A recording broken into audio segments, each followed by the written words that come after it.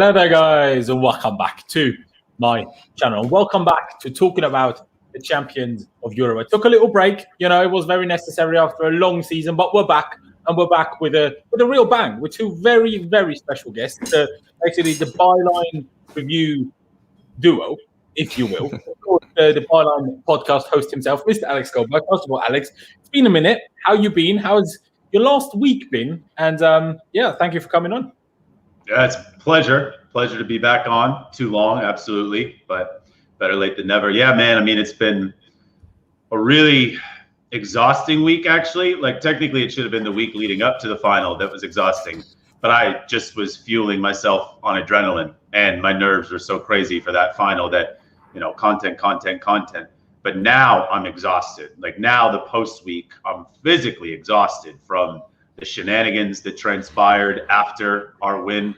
I mean, I've never drank like that in a long time. I really paid for that physically. But yeah, I've done a little content this week, but honestly, I'm really, really tired. But emotionally, I'm doing absolutely fantastic. And you and I, we did say something really quickly, right? Before we started recording here, before we went live, we said, technically, our moods are forever improved. Now, we could still have bad days, but just factually, because we have this win, another one, and it's never going anywhere, our moods factually are just a bit better from here on out. So I'm loving that fact. No, exactly. Could not agree more. At least always be a little bit better than it could be if we lost our final. Always be that little bit better than Man City fans until they win their one as well. And of course, like I said already, another very special guest, Mr. Matisse, M-A-H.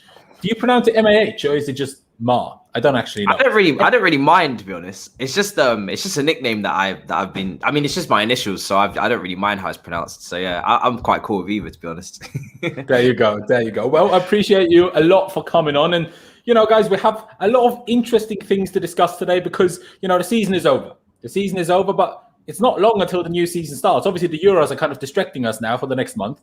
But then pretty much straight after Euros, we're back into pre-season. We're going to have pre-season friendlies. Sure, all of the players at the Euros will be missing. But we're going to be straight back into pre-season pretty much straight after the Euros because it's only about a month between the end of the Euros and the start of the Premier League season and then the Super Cup and all of that, stuff. So we really need to talk about who's going to be in the squad for next season because we've had a fantastic end to the season. Obviously, aside from the FA Cup. We got top four. Didn't matter in the end, but we won the Champions League first and foremost, right? But we want to build from that. In the last few years, it's always been the case, not obviously necessarily with the Champions League, because that's a long time ago. It was a one-time thing. But whenever we've won the league, we kind of failed to improve the squad as much as was necessary. And that's why we usually ended up dropping back rather than building something that lasts long-term. And I think that's the big thing that we need to change now. And it's not just a case of signing players.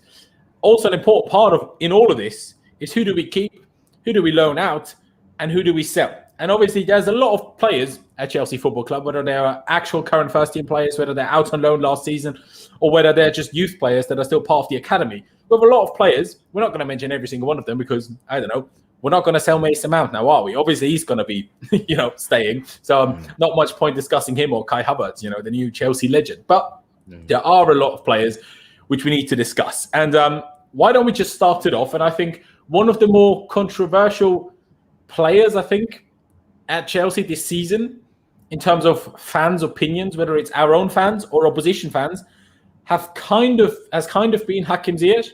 Obviously, he came in last season for not the biggest transfer fee, like what was it, 32 million pounds? But we obviously signed him, nearly a year and a half ago already in February. But obviously, he only joined us in the summer. The Dutch league was terminated, so he didn't actually play football until he made his debut for us, or not competitive football anyway. Of course, picked up that injury in a one and only preseason friendly and then was out for a while and came back with a real bang, It was like Hakim Ziyech, the wizard, and without him, we couldn't create anything.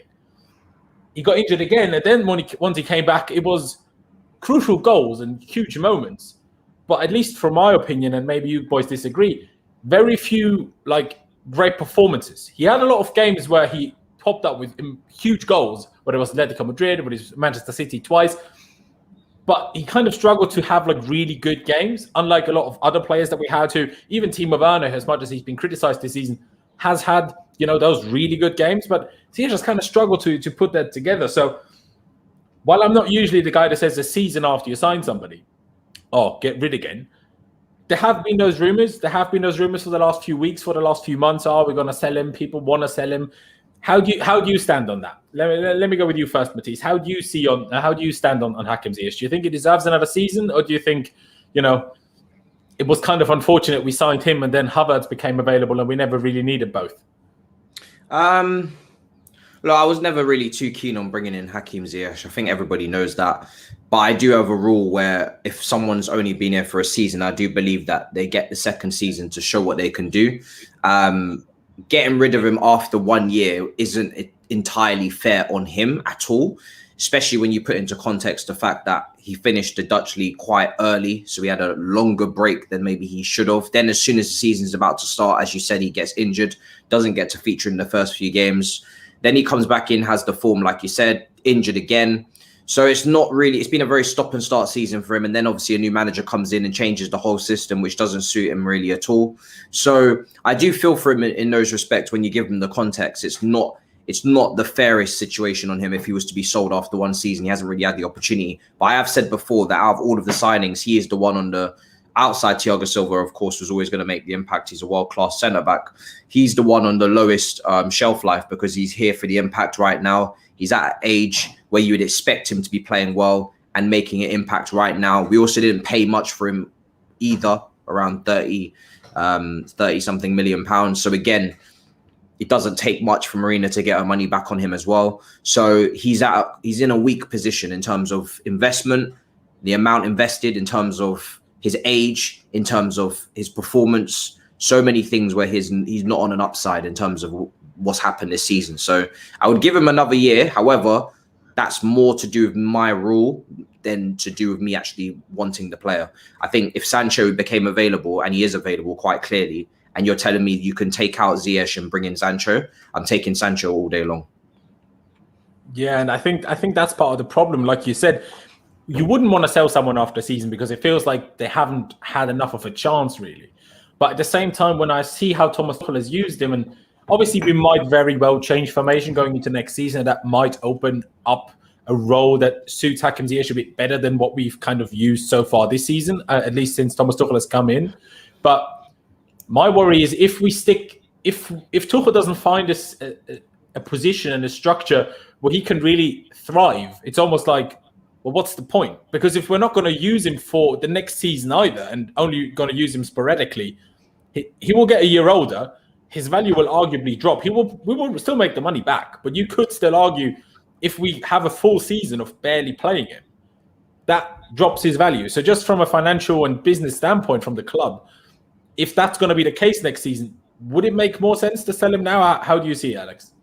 I kind of do think it would make more sense to sell him now. I agree with what Matisse said, and I definitely think if you're going to term it like, does he deserve another season, you should say yes, because it's kind of the blanket rule. I know Matisse says it, and I know many people say it.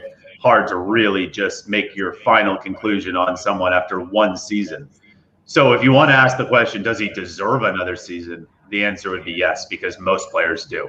But with that said, we need to keep building on what we just did this season. We need to get better and better and better. And if you're not clearly going to be part of our core moving forward, or if you're not one of those also invaluable role players, then you're up to be sold, in my opinion.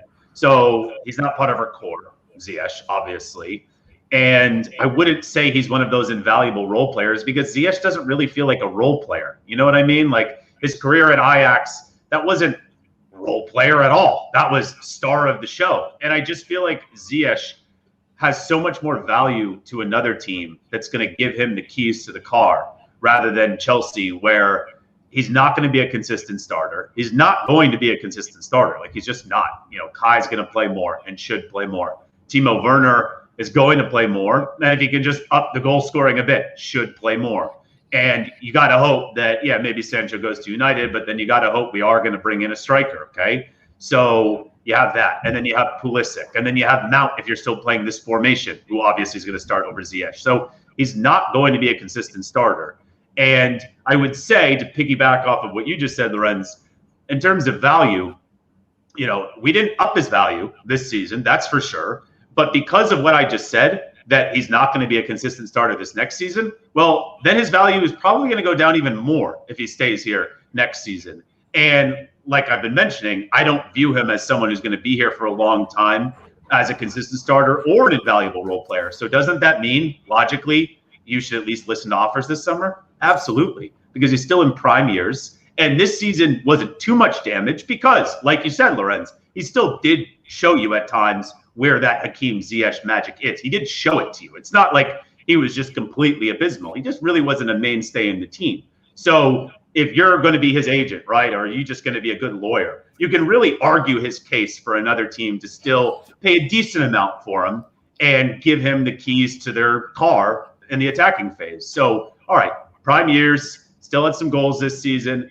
You sign him from Chelsea and he can still be a great player for you. So I'm not going to dive into the actual rumors, but like when I hear a Napoli, that kind of makes some sense to me, just because I know they have some nice players, but Insigne these days is getting older, even though he's good. And they definitely could use someone to maybe grab the wheel a bit more in their attack. And I don't know what Lozano's future is, but a team like that kind of sounds like, okay, maybe Ziyech could really be Ziyech there. So yeah, listen, I'm not pushing him out the door, but at the same time, if I hear of offers that are all fair, I'm saying take them.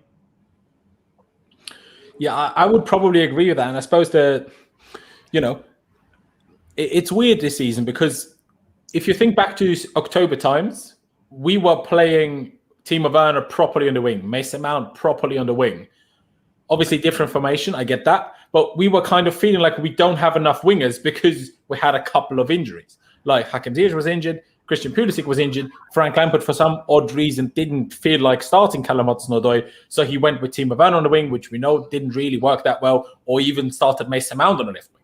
So in that sense, you're like, well, we kind of do need at least these amount of wingers. And I even felt at the end of last season, I'm like, I could feel like we could do with another wing. And obviously when the rumours of Benrahma were going about before he went to West Ham, I was like, wouldn't mind like one of these players, because the wingers is probably the one position where we're not having loads and loads of huge talent coming through from the academy. Obviously, we have Hudson-Odoi, but in terms of like a level younger, if that makes sense. But then when you look at the second half of the season now, it's like Ziyech barely got game time.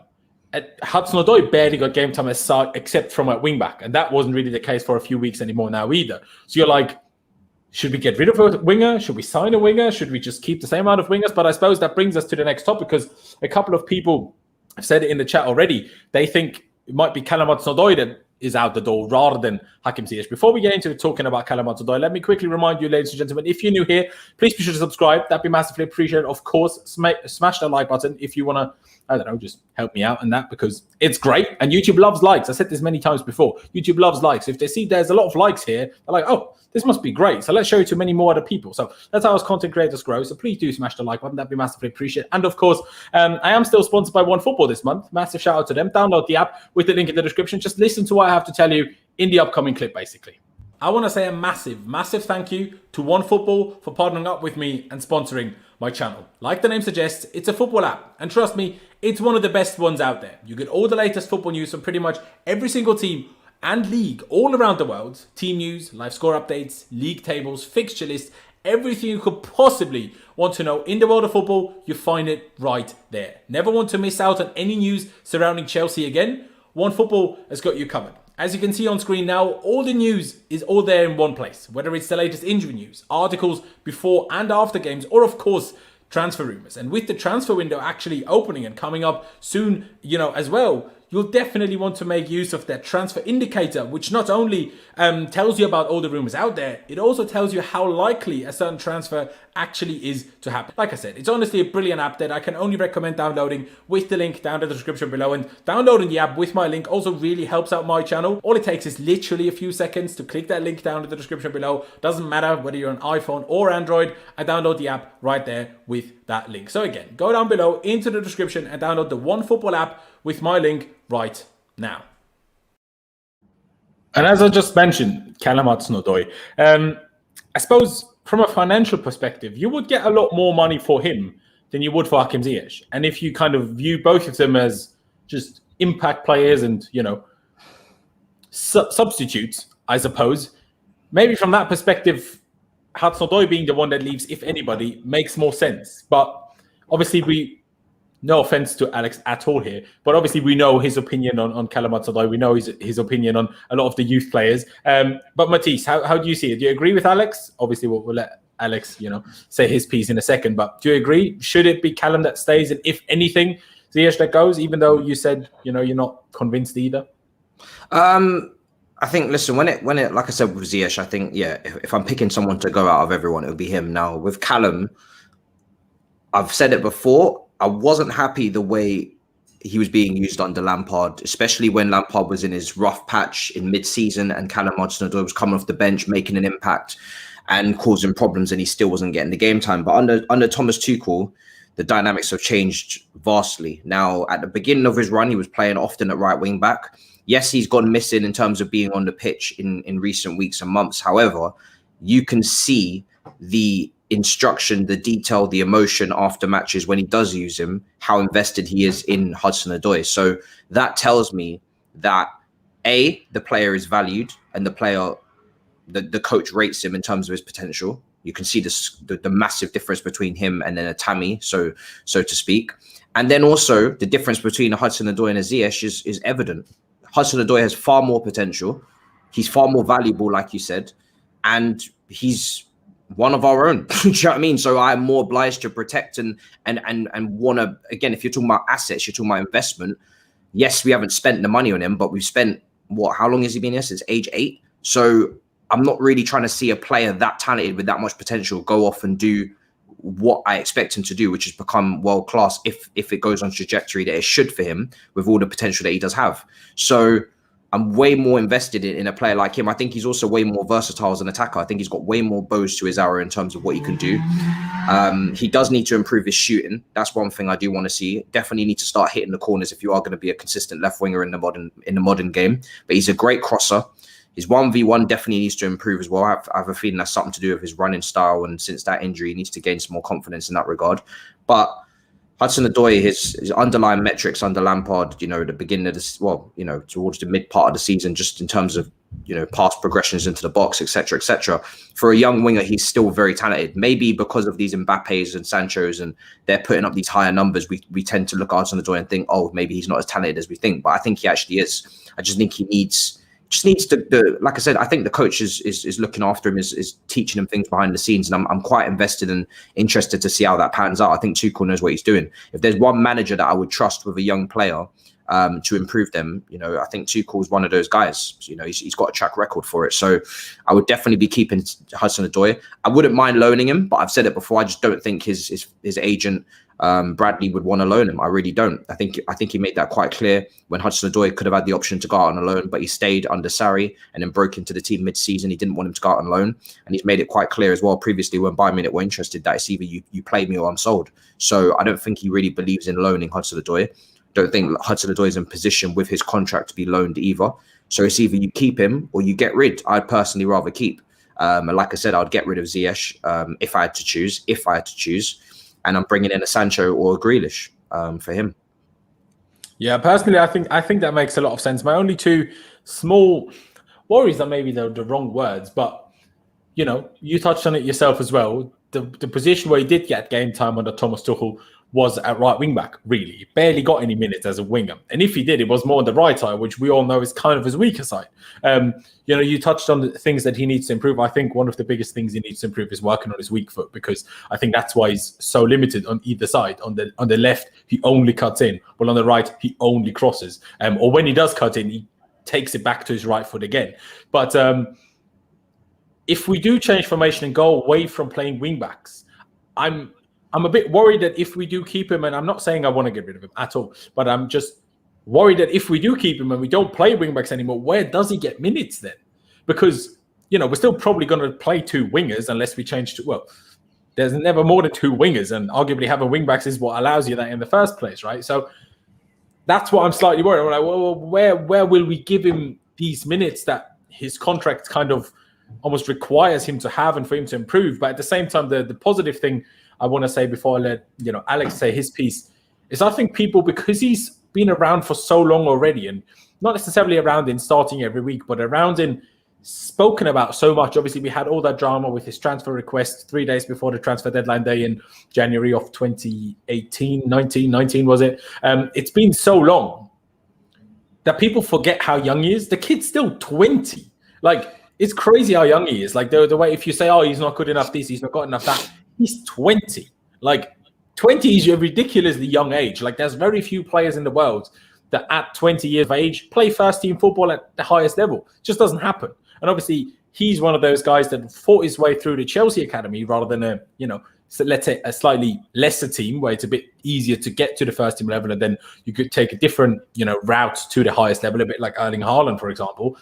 So for Callum Hudson-Odoi, it's a bit more difficult, but that doesn't mean he doesn't have it. It's just he's 20, and I feel like people forget that a little bit. But Alex, how do you see that? I mean, I strongly presume you're in a strong keep on Callum Hudson-Odoi, but especially with what I mentioned, if we don't play a 3 at the back next season and wing backs, how do you see his chances for real game time if we have Pulisic and we have Mount, obviously, depending on how he'll be used, Werner at times playing on the wing? How do you see that going, I suppose?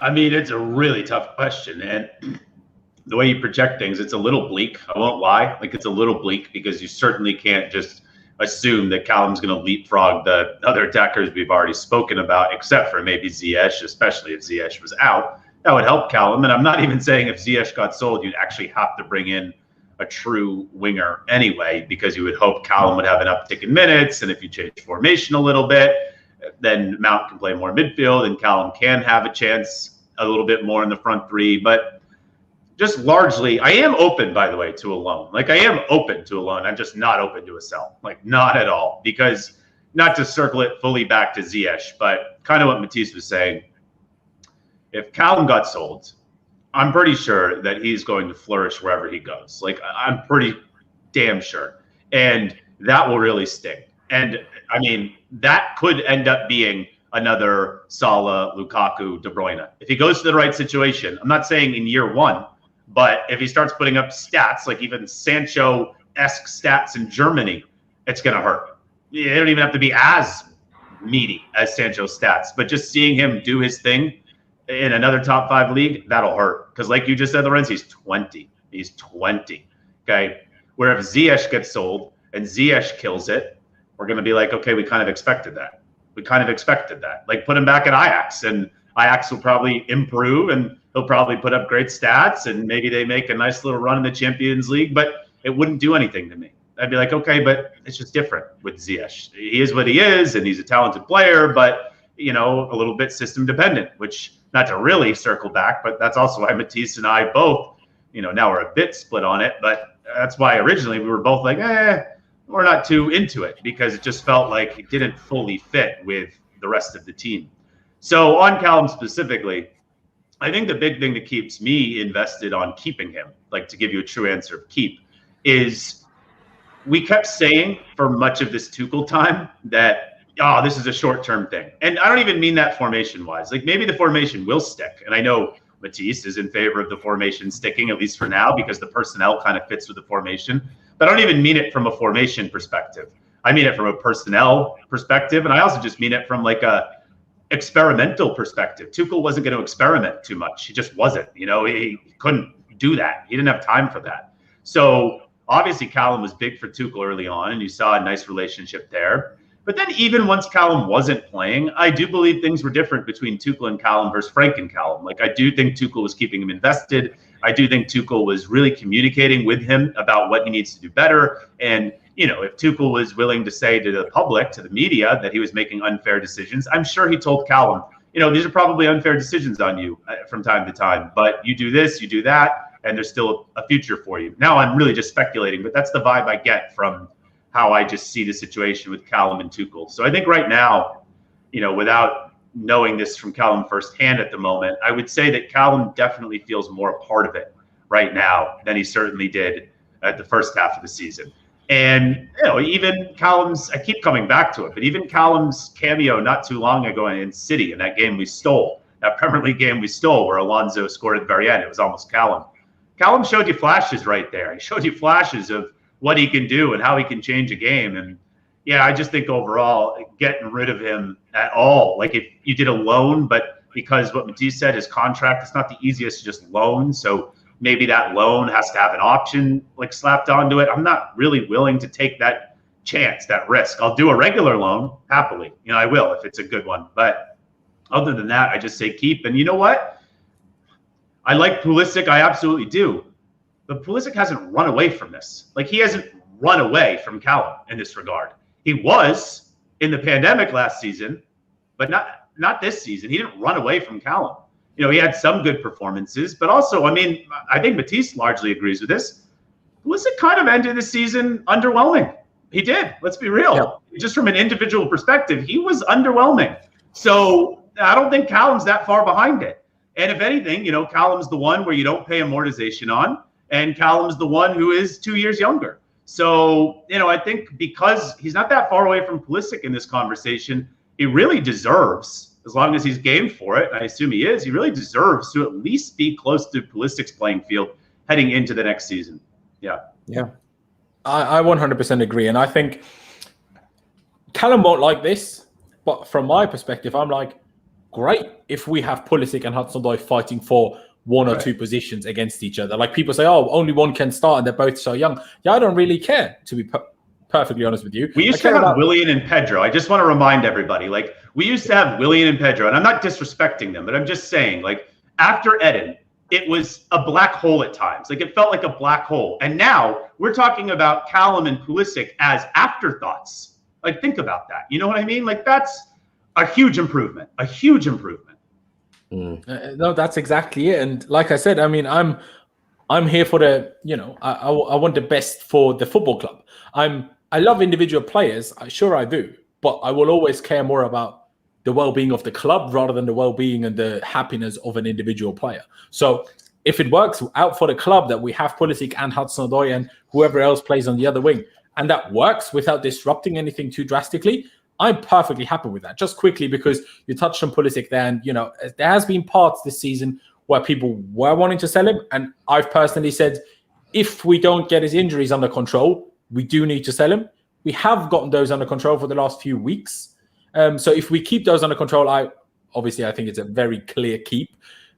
But obviously, we do need to keep his injuries under control. If he misses 3, 4, 5 months every season, no matter how good he is for the other part of the season, that's pointless in my opinion. But just quickly, because I presume it's going to be a quick one, but Pulisic is a keep for both of you. Yeah, Matisse, let me go with you first. It's a keep, but I must say he is needing to step up next season, and he is needing to stay fit consistently for the season, because this is a position that is very competitive just in world football in general, and Chelsea are always looking to improve. So as much as I love Pulisic, and at his best, he can be incredible, Chelsea will still be like, okay, if you have another inconsistent season next season, that's 3 seasons now where you've not really been consistent. You haven't really been consistently fit. And yeah, you're still young, 100%. But just like with everybody else that we've spoken about so far, this is a role in world football where the best of the best usually go for the Ballon d'Or. And this is the role where usually if you get the best of the best, you're fighting for the major fronts. So this is the role that Eden Hazard played, etc., etc. So he just needs to be consistently fit and show a bit more consistency in his performances and keep on developing in terms of picking his head up when he gets the ball, when he's dribbling and things like that, his decision making. So big year for Pulisic next year. Big year for all 3 of them, to be honest, but big year for Pulisic as well. So definitely keep. There's not really much discussion on that. No, exactly. I mean, Alex, you've kind of shared your thoughts on Pulisic and Callum all in one, really. So I kind of want to take it back to, I suppose, the striker position, because it's not just one. First of all, I want to get both of your thoughts. What did you make of the fact that Chelsea decided to make use of the option we had to extend Olivier Giroud's contract? Also, how on earth did no journalist, well, maybe you did, Alex, but how on earth did no journalist at least publicly know about this option? Because it seemed like no one had any clue. I mean, even Matt Law tweeted himself, it's a surprise to him. And, we took this option back in April. It's not like we did this yesterday. But obviously, news has come out, statement by his agent that, okay, we took the option, but it's kind of, to me, what it seems like, and you can, say if you agree or disagree with this, for me, it's like, okay, just in case we don't manage to get a striker and we don't really want to buy a B-Tech option striker, we keep Giroud, But if we get one, we allow him to leave, but we also make some money from it, which is a win-win for everybody involved. Do you see it like that? But in general, were you happy? Were you just surprised? Were you a bit annoyed that we, extended the contract of Giroud? How did you see that, Alex? First of all, no, I didn't even know that one. I mean, maybe if I had asked, I just would have never known to ask. You know what I mean? Yeah. Because I just thought, okay, he's off, and just in the public, it felt like he was off. At this point, I wouldn't be surprised if we're in year 2070 and we've extended Giroud another year. I mean, honestly. But I didn't react at all. I didn't have like a good or a bad emotion. I didn't even tweet about it. Like I tweeted about Silva and Tuchel quickly because as shocking as it was to even see that announced, at the same time, hours later, and I just assumed this at the time, but then hours later it was kind of confirmed, I think from Giroud's agent himself, that there's an agreement here that if offers come in, like the right offers come in, Chelsea are still going to allow him to leave. They're going to sell him. So right there and then, it just seems like good business to me. You know what I mean? Chelsea get a little money for him, and Giroud still gets his move. Now, obviously, the risk in that is if that's your plan, it is harder to move the player, even for the player to move once he's under contract sometimes, because then the team he's going to, they have to care about what you've just extended him for. Whereas if he's a free agent, it's totally up to them. But, if that works out, great, because then Giroud still gets his move and Chelsea make a little money for him. I thought they might have done that last year when you remember they extended him another year. And it was very possible, even for most of the summer, that Giroud could still be sold. So, yeah, I don't even have much more to say on it. I mean, if he was here again, great, just because he's a depth option, no doubt about it. But I actually think maybe my last thought, which is tangible on this one, is I think right now Chelsea don't even fully know what will happen with Giroud, because they obviously are going to be at least hearing stuff for Tammy, and Tammy's clearly going to be on his way out. But, they're in the process of figuring out where is best for Tammy. Is it going to be a straight sell? I mean, that would make most sense at this point.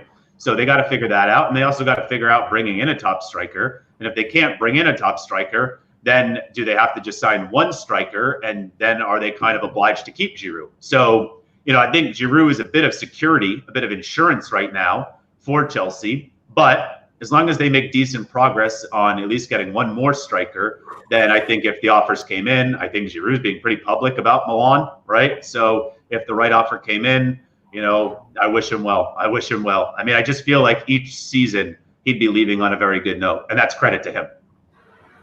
No, 100%. I agree with that. And obviously, to bring it over to you, Matisse, and also speaking about Giroud, also bringing Tammy Abraham into the equation, into the discussion, I suppose, because like Alex touched on, Tammy Abraham sure does seem to be on his way out.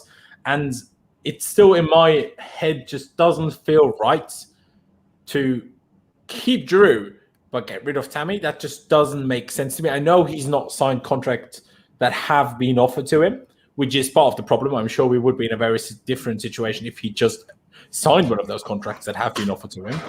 But Tammy Abraham, albeit not playing, barely any minutes, let's be honest. Like, what is it, a third of the minutes of Timo Werner? He still finished the season in all competitions as joint top goal scorer, if I'm not mistaken. Maybe he's one of them, I'm pretty sure. No, joint, which is mad. I can't really wrap my head around that, but yeah, joint. No, that's exactly it. And then obviously Giroud has had a great Champions League campaign with 6 goals, but we can also say he had a great game against Sevilla, like, let's be honest, plus a great overhead kick against Atletico Madrid, plus a great last-minute winner against Rennes. But aside from that, didn't have a good season at all. Like, he had 1 great game and 2 great moments, and that's kind of been Giroud in a nutshell all season long, in my opinion. Like, I've been very critical of him this season, but it still, to me, doesn't feel right. But obviously, with the situation we have where Tuchel doesn't seem to be a big fan of Tammy, it is what we have to do. But just to ask you, Matisse, like that, taking that aside, if just you, without what Tuchel thinks, had to pick who would you keep, who would you get rid of? Which one would you rather keep and which one would you rather get rid of between Tammy and Giroud? I've spoken about this before in terms of age profile in a squad, right? And this is why I'm not really surprised that it's Giroud and not Tammy, because you look at Chelsea's age for strikers right now. Werner, 24, Havertz, 21, because he's going to count at this point because he's playing in striker a lot. And then Tammy or Giroud. So you either have 3 players fighting it out for those forward positions. And yeah, Havertz and Werner can move back. but then they're overcrowding a space, which we've already spoken about with the wingers that need to come in, and Mount and Ziyech and all these guys as well. Or you go with someone who's not happy to be backup, but is understanding that he is backup in Giroud, who's a completely different profile and is 34 or whatever. It makes sense as to how it happens. You know, you look across the squad, you need some experienced guys, you need some young players, whether that's Aspi versus James. You know, I've used this example before: Aguero and Gabriel Jesus, David Silva, and Foden the season before. You have those contrasts for a reason. It's because it's easier to, one, manage the squad and not have so many players that are unhappy, because I think you don't need to give Giroud as many minutes as a Tammy to keep him happy. And Tammy's not young enough where he's going to just sit on the bench and continue to learn, I think. But he's not old enough to do what Giroud's going to do. So he's at a point in his career where really Tammy needs to be playing every single week, in my opinion. And he's not going to do that right now because he's simply not. He's not good enough right now. He's not world class. And if Chelsea are trying to win the title, they need a world class striker. As simple as that. When Tammy plays, he also has errors in his game that he needs to sort out as well. And that goes across for every single striker that's at the club. So, yes, I don't really mind keeping Tammy, but I don't expect Tammy to want to do the role that I'm thinking he's going to have to do, which is a backup role. I don't think he's going to want to do that. You look at Chelsea when they've won titles, they've had a consistent goal scorer in their team, and that hasn't really been up for rotation, whether that be Nicolas Anelka, Didier Drogba, Diego Costa. You don't really rotate your striker if he's doing his job. And that's what I'm looking for. I'm looking for a striker who's doing his job. I'm looking for a Lukaku, Harry Kane, Erling Haaland level of striker. And those strikers will play every single week, bar the cup games. So Tammy's not going to get the minutes regardless if he stays with a striker like that. So you do look to a Giroud and think to yourself, well, if you get a world-class striker and then you've got Havertz and Werner who can deputise behind that, plus play other roles if there's an injury, and then you've got Giroud as your last option, it's a lot more balanced than having Tammy as your last option, who really has already shown under Tuchel that he's just not rated by Tuchel. So I'm not really surprised. So out of the two, also adding on to the fact that Tammy, you could probably reap in 35, 40 million in this day and age. Yeah, I'd probably say Tammy should be going out of the two if I'm being realistic, because either Tammy's got to start or Tammy you can profit from. It's simple as that, really. No, I actually really agree with this, as much as I prefer Tammy over Giroud, both as players and I suppose just on a myself personal level. For me, I think it all depends on, do we get one of those strikers that you mentioned? Because if we don't, how sure are we that Tammy can't work his way into being the starter again? Next season at least. Not for forever, but for next season if we don't get a striker. Because I think Havertz works really well as this false nine type striker in this system. But I think in a 4 at the back, 4-3-3, 4-2-3-1, 4-2-2 system, 4-2-2 you need 2 strikers, I suppose. But in a 4-2-3-1 or 4-3-3 system, I think that's when Havertz is less effective and less good as a false 9 than he is in this current system, just because those wide players will not be as close to him if they're proper wingers, because the fullbacks need to stay a bit deeper, right? So that's when I'm like, well, are we sure about this? Like, obviously, we heard what Lukaku said to Belgian national team TV, whatever it is, and basically said, well, he's staying. Let's see whether he stays true to his word. Let's see whether Inter don't just tell him, well, you need to go anyway because we need money. No matter how much you would like to stay, you can't, basically. Who knows? Everything's still up in the air. I think it was just a statement, to be honest. Not to interrupt you, but I think people overreacted to that statement. I really do. Yeah, I mean, I agree, overreacted, but at the same time, it's like, I do question, if you want to move to Chelsea, why would you say that? Like, I mean, I'll tell you why. Please do. I honestly think that Lukaku, I'm not saying he learned firsthand from Eden, who's different than him personality-wise, but Eden, even though he never really got distracted because he's just not the personality type to really even view questions about Real Madrid as a distraction, but obviously Lukaku witnessed that, and others witnessed that who probably advised Lukaku. Every time Eden went to international break, it was, are you going to Real? Are you going to Real? Are you going to Real? The questions would only up when he went back to Belgium and he was around the Belgian media. And that happens really, it's not just Belgium, it happens really with whatever domestic, whatever country you're from. When you go back there, if your club future's in doubt, you're asked ad nauseum. There's a huge tournament coming up, a huge tournament. And that was Lukaku's chance to at least tell the Belgian media as of right now, stop asking me. Stop asking me. And I know people can be like, yeah, but it was really profound from Lukaku. Like, he said, I'm staying. And he said he spoke to Inzaghi. Like, I get that. And once again, I'm not guaranteeing you that he is going to leave, but I am guaranteeing you that there's a chance he still leaves. So I don't think you can guarantee he stays. I really think that statement was, by the way, a statement that has been made thousands of times by players, and then a week later they move. Like, I was talking with David Almoyal, who I work with sometimes on Serie A stuff, and he was reminding me when Italian football TV, IFTV, the guys at IFTV were at some event with Paul Pogba. And it was when Pogba was still at Juve. And they said, yeah, Pogba, you staying at Juve? And he looked him in the eyes. I think they had it on film. And he was like, yeah. And he signed him a ball and everything. 2 days later, he went to United. 2 days later.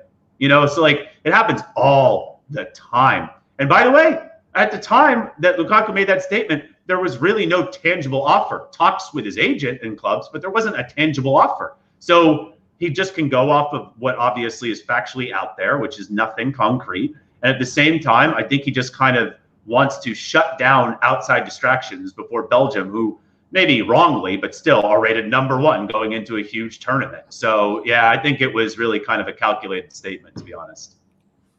No, I mean, I think so as well. Everyone knows he's an incredibly intelligent man, right? Yeah. In terms of how many languages he speaks, how just eloquently he speaks in various different languages. And he knows what he's doing.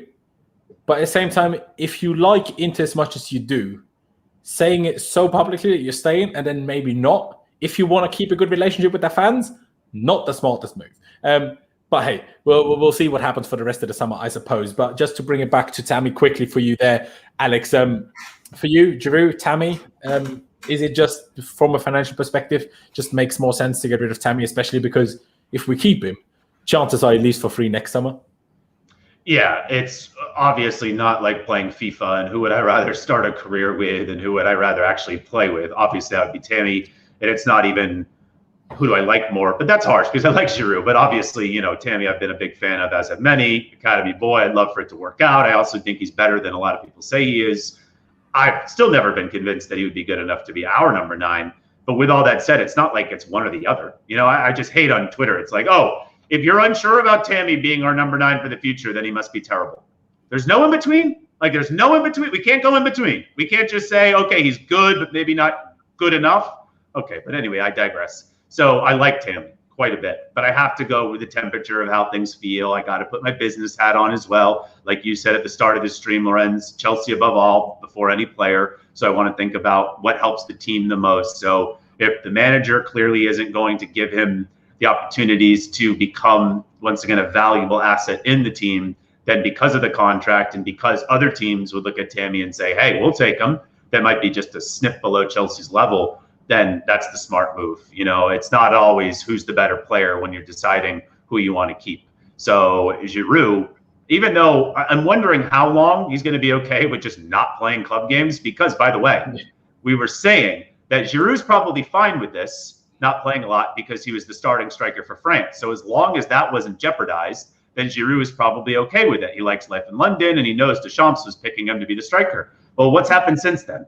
Benzema has gotten into the side, and more often than not, Benzema is going to be starting now. So I am curious if Giroud is going to be down for this role for too much longer, which is probably why we're hearing his agent and Giroud himself say, hey, just because I signed that extension doesn't mean I'm not leaving. So I would definitely think that Giroud is the smarter one to keep because, like what you guys said, the business aspect to the Tammy situation. Yeah.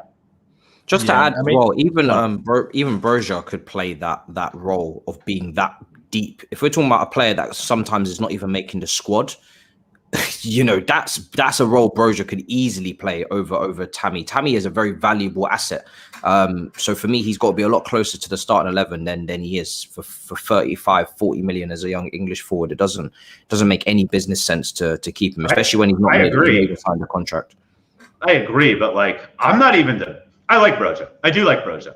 I'm not on Mount Reese level with Broja. So, no. You know, I'm not against what you just said, but still, I want to think smartly. I still don't think that's best for Broja. Like, he just had his first season away from Chelsea, and he did well. Like, he did well. And I'd like to see if he can build on this. Like, I could end up liking Broja a lot more than I do now. But if he comes back into the fold, then he's doing what Tammy did under Tuchel. That means he's not playing when he's getting first-team training. and then maybe he still could be eligible for development squad games. Like, he's going backwards, if you know what I mean. So I agree with you. Like, if we're just not caring about Broja, then let's do that because it's also saving money. But I feel like that would be the wrong move for Broja. Yeah. I mean, Broja was one of the guys that I was going to bring up in terms of when we speak about last season's loan. Whoopsies. You jumped the gun, Matisse. I'm just saying because again, this is a very cutthroat position. So do I really, I mean, again, Broja, I'm not that high on him. What are the odds of Broja making it as a starting number 9 again at this club? It's quite low. I mean, this position is not a position that you're really ever going to have the patience for academy players to break through, if I'm honest. They're going to have to be kicking doors down from the beginning, or it's just not going to happen, because this is the position that can win you points, you know? So I want to bring through youth, obviously, you know, as we can see with Reece Mount, but it's not every position I need to see that, especially goalkeeper and striker. So yeah, I'm quite not really too bothered on this in this striking position in terms of development. I'm very happy to go out and get a world-class forward and keep it moving. Yeah, so both of you are on another loan for Broja then? If we're going Yeah. Fair enough. I suppose with that, we're kind of finished on the forward. Ladies and gentlemen, if you kind of think we didn't speak about a player that you really want us to speak about, do use the super chat function so I can highlight it so we can discuss that. Is of course always possible, and I've always supports the channel. Appreciate it as always. But I suppose next we get to the midfield players. I've seen a couple of people talk about it in the chat. I didn't really feel like the need to bring it up, but hey, people were talking about it. Jorginho, but also in kind of the same sentence, Billy Gilmour, because definitely won't be both that are either sold/loaned. It can only be one of them, even if we sign a midfielder. In my opinion, we arguably don't have enough midfielders as it is. Even for 2 positions, I would prefer to have 5 rather than just 4. I know that leaves some players to not be in the squad and not play, and again, I don't care.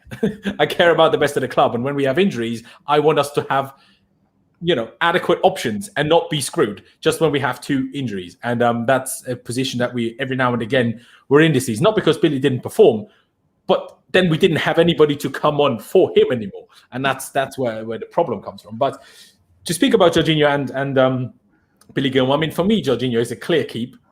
Forever, no, but for another year or 2, clearly. I mean, he's been a phenomenal player for the most part this season. I mean, he's had a few shockers, but on average, he's been brilliant, especially since Thomas Tuchel has come in. And it's just, he seems to be a very good influence on the squad in terms of, you know, vibes and that. It brings a good, you know, atmosphere to the squad.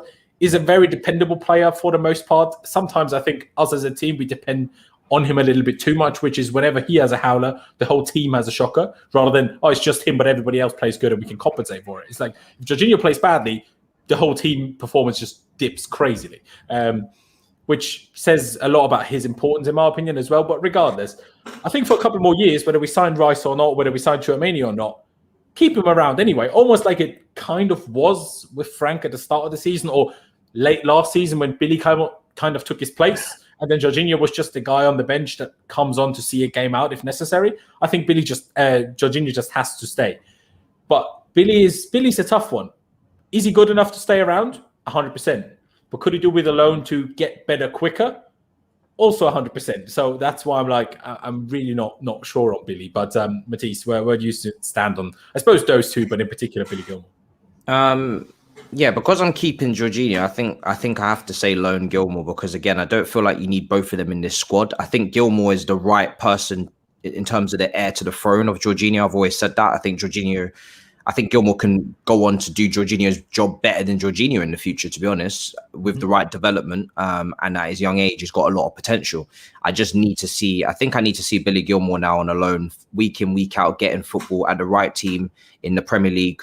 Obviously a team that play with the ball and hopefully not a team that are going to be down in the dumps all season as well. But he does need to play. I would like him to stay and obviously be coached, and I'm sure that would be beneficial to him as well. But all of the most successful, you know, young players that are now showing their fruits in the first team from, you know, the academy are Christensen, Reece James and Mason Mount. And what did those 3 all had? They had great loans. Mason Mount had a great loan at Vitesse, great loan at Derby. Reece James had a great loan at Wigan, and Christensen had a great loan at Gladbach. So I need to see a loan now for Billy Gilmour. You know, selecting that club is very important. You need to make that decision very carefully. Of course, you don't want to send him to a manager who's going to play some sort of throwback 90 football or some nonsense where they're just going to be hoofing it up the pitch and whatnot. But yeah, I think there's enough teams in this modern game that play good football in the Premier League now, try and play it on the ground. You know, I'm trying to think of a particular team, but you know, if Southampton for me would be Southampton would be a good one, yeah, with their manager. Just someone like that where he's obviously game time is important, but yeah, I think I'm loaning Billy. Yeah, and just as a last question before I take it to Alex on that. So do you think, obviously, presuming we then sign at the end, whether that's Rice, Germany, whoever, do you think 4 players for 2 positions is enough in midfield? Or would you ideally also have 5, but you don't kind of want it to be Billy because we need him to develop? Sorry, is it for me? Yeah, sorry, just before I take it back to Alex, just on that. Yeah. Do you think we should have a habit of not listening? Honestly, he's got a habit of not listening. Shut up, Alex. I was reading the comments there. Look, when it comes for me, no, I'm not worried about it, to be honest. I just think, like I said, I think it's very important that we just take our time with it. The decision needs to be made. I know, again, this is all. I know I've kind of just said keep Jorginho, but if a stupid price came in for him, you obviously have to consider. Of course, he's like 29 as well. But just realistically, you're not going to get that price. So. And this is, by the way, based on sticking with this formation. I have to make that very clear as well, because I don't want to change formation, as Alex said earlier. But yeah, a Brighton, Southampton, that's kind of what I'm looking at for Billy. But yeah, in this formation, this is how I'm currently playing my cards, I think. Fair enough. Well, let's see, obviously, whatever opinion we have of should we stick formation or not. At the end of the day, it's down to Tuchel, so let's see what he does. But Alex, what about you? Jorginho, Billy Gilmour, how do you see that? And what would be your kind of decision, I suppose, if you were asked by the club, I suppose? Oh, I would say, who are you bringing in? That's what I would say right back to the club, because who are you bringing in really dictates what I'm doing with both of them, honestly.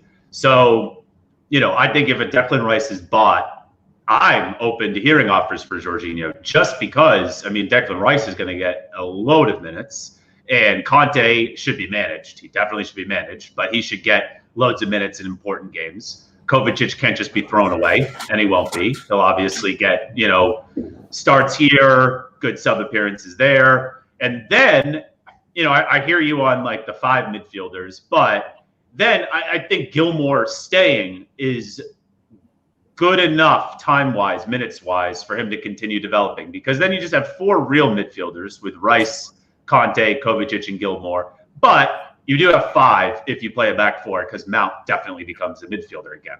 So I think there's a decent situation there for Gilmour. Like, I think Gilmour could pair Rice. I think Conte could pair Rice. I think Kovacic could pair Rice. And I'm not saying it all has to do with Rice, but once again, you're going to bring him in for a certain amount of money. He's obviously going to play a good amount.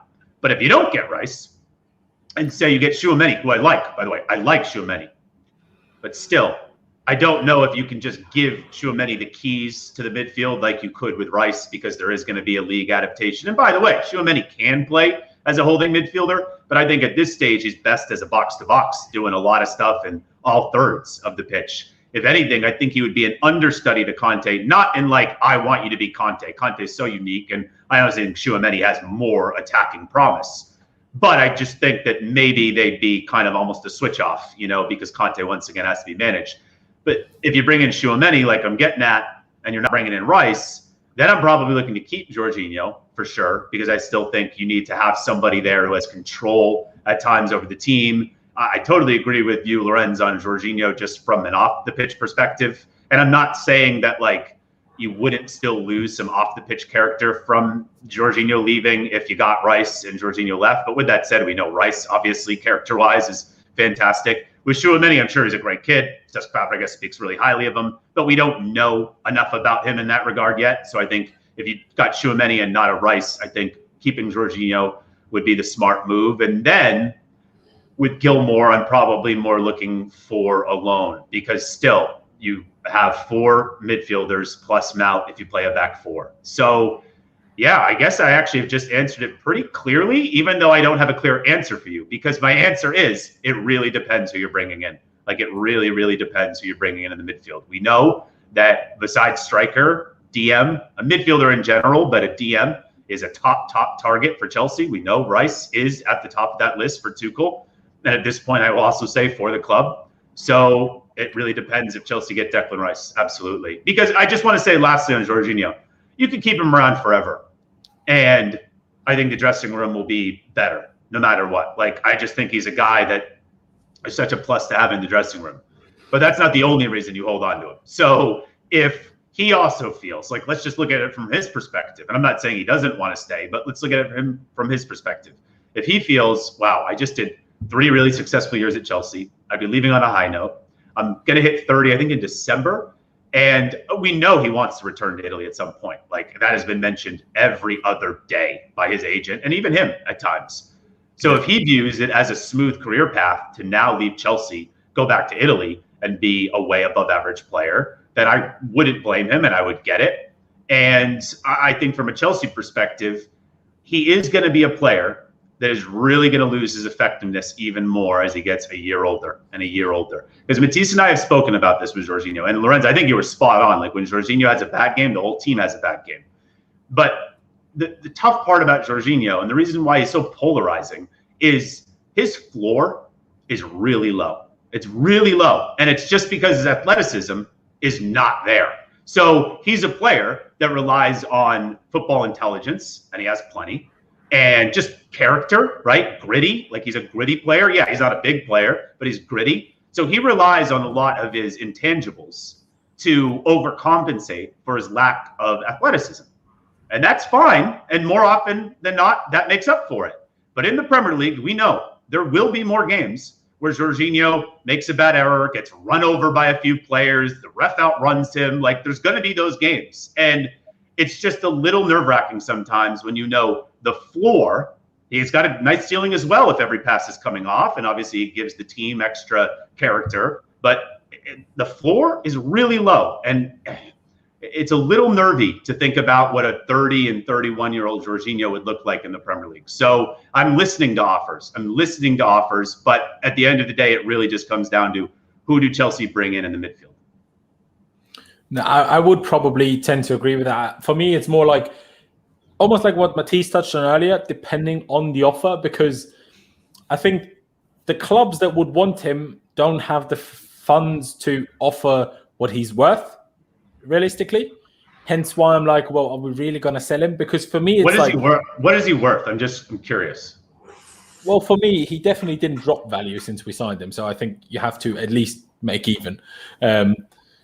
For me. Hold on. You would expect 50 million for him? For sure. He just won the Champions League and played every game. Wait, what? No, I'm not even taking a dig at Jorginho. How do you expect 50 million for him 3 years later? Like, even though he's kept his level. Won more and done everything. Yeah, but you don't have to expect similar money. Matisse, surely you don't agree. Sure, there's no way you agree. I know you're a big Jorginho guy. 50 million on a player that is about to hit 30 with obviously a little less athleticism than is desirable. He could have over-exceeded all our expectations, but you can't pay the same amount. Like, there's no way you're paying the same amount for him that Chelsea bought him for. Like, there's no way. And by the way, I've heard that in order for Chelsea to like make the full return, they don't have to pay him for anywhere near that. They have to sell him. Excuse me. They have to sell him for around like 25 to 29 million for Marina to make good on the transfer. 50 million. Laurenz, you expect 50 million for him? I mean, the age obviously is a fair point. I would still say I don't think it's totally out of the question that if the clubs could afford it, they would value him at that money for me. But obviously, if you get 40, that's all right. But I think anything under 40, for me, I think is undervaluing him. Doesn't mean we can't sell him for that. Yeah, but you're not going to. I'll just tell you right now, you're not going to get. I think about. No, maybe not. But just before I let Matisse say on this, because what I wanted to get to with what you said, if we get Rice, listen to offers for Jorginho. What I'm saying is, I would like to at least challenge, ideally win the league next season. Yeah, and bringing Rice. We've got a lot of games next season. A lot. We have a lot of games next season. But what I'm saying is, Rice is very good, and he's proven himself at West Ham United. But do I bring Declan Rice in, who's 23? Bring him in and basically put 22, put all of the trust of our defensive midfield on him for us to win the league, and getting rid of Jorginho and his kind of other option being Billy Gilmour. Personally, if I want to win the league, I don't do that. I have Jorginho there. Even if he loses value until next year, again, I'm thinking of not just financial benefit. I know Marina doesn't think like that, but I'm not Marina, I'm me, right? So from my perspective, it's like, keep Jorginho, even if next season you have to sell him for 20, 30 million, whatever, because he's not really played much. But I think you need him around alongside Rice, not necessarily on the pitch. For the first season. Yeah, I'm fine with that. I would agree. Matisse does know that I am fine. Like, if you bring in Rice, I'm not going to say Jorginho has to go. I'm fine if he stays. I'm just trying to be like a bit more cutthroat business-wise if we're talking about maybe that being one source of our main revenue. But I am fine if he stays another season, absolutely, if Rice comes in. Like, I'm not saying if Rice comes in, Jorginho has to go. If that's the case, if Jorginho stays and Rice comes in, Billy has to go out on loan, which is fine. Yeah, no, I agree. I think if Billy had played a stronger role in the team this season, which I've said before, then I would be more comfortable with losing Jorginho. But he hasn't played as big a role as the other youngsters. He would have to play that minimum Pulisic type influence role in terms of how many minutes he's played this season for me to be on that. But yeah, I think in terms of Jorginho's value, I think it's somewhere between the range of 35 to 40 million for me right now. Obviously, he's just won the Champions League, so that helps.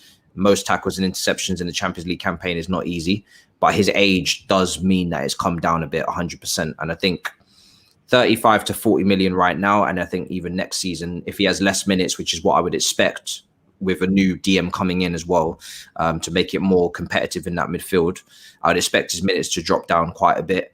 Or maybe not, but it depends. It depends, because sometimes you've seen Klopp when he's brought in Keita, or he's brought in these players as well. Fabinho, he's taken half the season to even just get them blooded in before he starts playing them regularly. That's an option you can take if your team's playing well at the start of the season with a Jorginho or a Kante and a Kovacic. Whoever the new DM comes in doesn't mean they have to start playing immediately from the offset, especially if you keep this formation, which is quite airtight as it is.